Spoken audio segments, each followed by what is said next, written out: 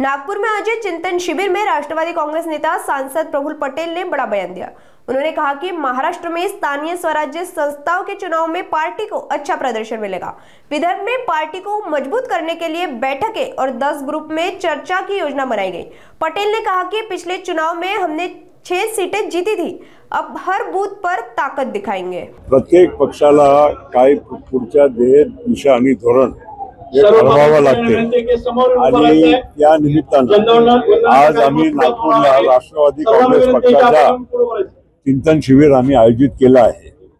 याच्यामध्ये आमच्या पूर्ण महाराष्ट्रातले जे राष्ट्रवादी काँग्रेस पक्षाचे आमदार, खासदार, मंत्री आणि ज्येष्ठ नेते आणि पदाधिकारी आहे त्यांना आम्ही इथे निमंत्रित केलं आहे।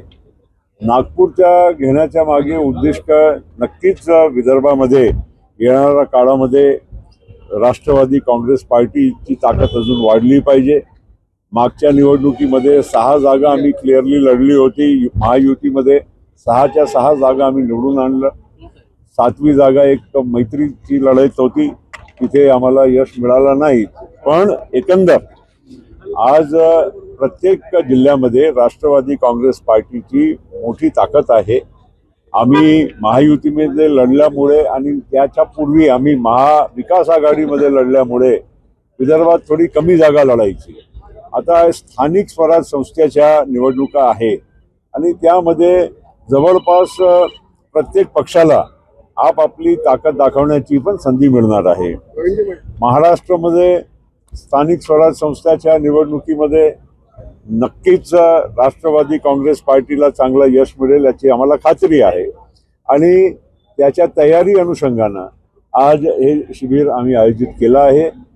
आता सगळ्या जिल्हा परिषद म्हणा, नगरपालिका म्हणा, महापालिका म्हणा याच्या निवडणुका सुप्रीम कोर्टच्या आदेशप्रमाणे 31 जानेवारीच्या आत हे घेणं आवश्यक आहे आणि हे जे आज आमच्या जे शिबिर आहे त्यामध्ये आम्ही जरूर त्या विषयावरच आम्ही जास्त भर देणार आहोत आणि पक्षाला कसं तयार ठेवायचं प्रत्येकानं आम्ही या एक अभिनव प्रयोग पण इथे केला आहे। 10 वेगवेगळ्या आम्ही ग्रुप्स तयार केले आहे आणि जसं नॉर्मल शिबिरमध्ये नुसते भाषण होतात, काही लोकांचं मनोगत ऐकून शिबिर संपते असं नाही आहे।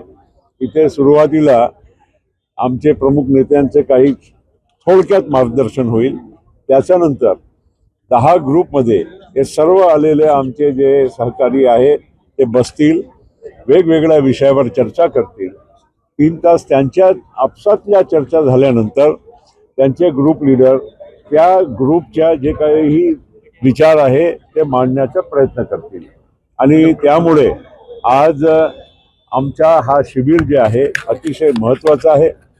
आम्हाला उद्याची दिशा आम्हाला ठरवायची आहे आणि हा चिंतन शिबिरच्या नंतर आपल्या जिल्ह्यामध्ये आपल्या भागामध्ये जाऊन सगळे कामाला लागतील आणि येणारा आमच्या स्थानिक स्वराज संस्थेच्या निवडणुकामध्ये आमच्या पक्षाला चांगला यश मिळवून देतील अशी आम्हाला खात्री आहे।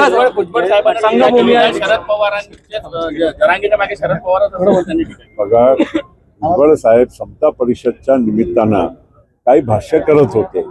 आता त्यांना जे वाटलं ते बोलले असतील, त्याच्यात काही आम्हाला दुमत काय बोलायचं, वेगळं काय बोलायचं कारण नाही, हे त्यांचे विचार आहे आणि त्यांना अधिक माहिती असेल म्हणून आम्ही एकमेकांचा काय स्टेटमेंट झालं त्याच्यावर बोलण्यापेक्षा आता आम्हाला पक्षाच्या ध्येय धोरण दिशा हे ठरवायचं आहे, त्याच्यासाठी आम्ही बसतोय। समता परिषदच्या काल वेगळं काय बैठक होता आणि त्या समता परिषदच्या बैठकीमध्ये भुजबळ साहेब काय बोलले त्याच्यावर आम्ही वेगळं काय आमची भूमिका मांडणं हे योग्य आहे। विधानसभा निवडणुकीच्या 7 महिने आधी 15 लाख मतदार वाढले असा आरोप जो आहे तो केला जातोय।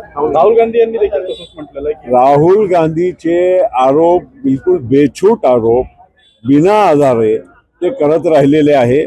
महाराष्ट्रामध्ये प्रत्येक माणसाला माहीत आहे आणि महाराष्ट्राचे आरोप त्यांनी केव्हा केले?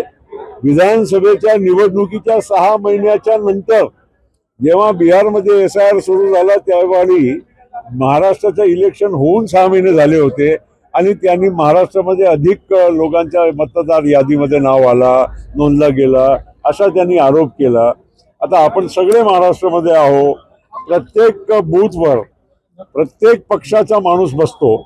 आत कोण जाते, एक तर आपला मतदार स्लिप जे इलेक्शन कमिशनच्या माध्यमातून घराघरापर्यंत जाते, त्यामध्ये प्रत्येक मतदारांचा फोटो असतो. तिथे गेल्यावर त्या यादीच्या समोर मतदाराचा फोटो असतो आणि जेव्हा त्यांचं नाव जे पुकारते त्यावेळी प्रत्येक पक्षाचा तो माणूस त्यांच्या प्रतिनिधी तिथे बसून त्याच्यावरही ते म्हणजे तिथे आक्षेप घेता त्यांना येते. म्हणून त्यावेळी मतदान झाल्याच्या वेळी महाराष्ट्रामध्ये 1 लाख बूथ आहे, एकही बूथवर कुठल्याही पक्षाची तक्रार नोंदली गेली नाही. आणि आता 6 महिन्यानंतर हे अधिक मतदार झाले, पराभव झाला म्हणून आता हे सगळे म्हणजे चुकीचे म्हणजे आरोप करायला सुरू झाले आहे. बिहारमध्ये आणि देशाच्या अन्य ठिकाणी पराभव त्यांचा निश्चित आहे.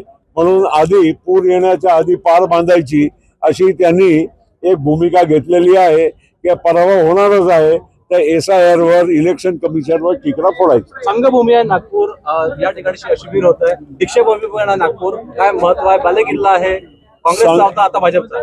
नागपूर हे महाराष्ट्राची उपराजधानी आहे, हा संघची भूमी आहे. महत्वाच्या आमच्या बाबासाहेब आंबेडकरांनी दिलेल्या दीक्षाची दीक्षाभूमी आहे. तिथे आपल्याकडे निसर्ग आहे, आपल्याकडे खनिज आहे, आपल्याकडे पाणी आहे. हे सगळं या पावनभूमीमध्ये आणि मोठ्या संख्यामध्ये वन आहे आणि आमचे ST बांधव आहे. या सगळ्या या पावनभूमीमध्ये शिबिर घेणं आणि उद्याच्याला महाराष्ट्राचा एक प्रमुख पक्ष म्हणून, सरकारमध्ये असलेला एक घटक पक्ष म्हणून आम्हाला ही विदर्भामध्ये पक्ष बळकट करायचा आहे. स्वबळाची तयारी करणार या चिंतन शिबिरात की महायुती म्हणून एकत्र लढणार? एक मी तुम्हाला स्पष्ट करू इच्छितो की अजूनही तिन्ही पक्षामध्ये अधिकृत या पुढच्या आमच्या निवडणुकीसाठी स्थानिक स्वराज्याच्या निवडणुकीमध्ये महायुती म्हणून लढावा की नाही अजून अधिकृत चर्चा झालेली नाही. पण लहान जितक्या निवडणुका असतात त्यामध्ये जिथे शक्य आहे तिथे महायुती करणं हे आमचा एक प्रयोग राहील. पण जिथे शक्य नाही तिथे आम्ही आग्रही करणार नाही, हे मी तुम्हाला स्पष्ट करू इच्छितो.